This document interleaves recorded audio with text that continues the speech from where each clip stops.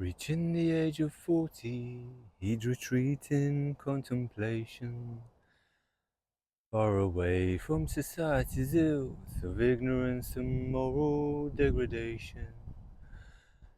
While in the cave of Hira, in solitary meditation, the angel Gabriel came to him with Allah's divine revelation. Iqra, read in the name of your Lord.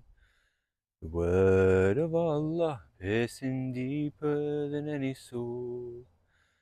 Although being unlettered, the word of Allah he'd recite, illuminating Allah's knowledge through a sound heart into light.